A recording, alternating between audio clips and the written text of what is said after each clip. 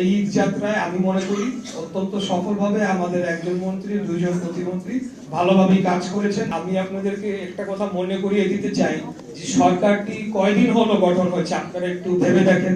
তো আমাদের পক্ষে আপনারা কি আমাদেরকে তো একটু সময় দিতে হবে। আমরা আন্তরিকভাবে কাজ করে যাচ্ছি, চেষ্টা করে যাচ্ছি।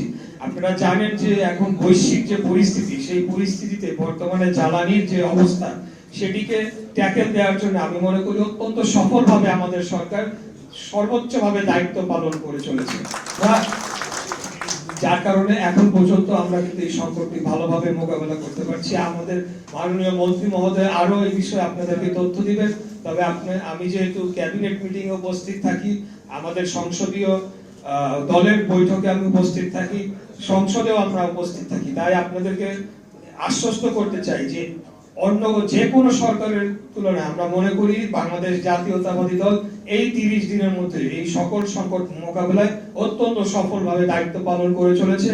তবে আমরা এখানে বলছি না যে আমরা অত্যন্ত সন্তুষ্ট।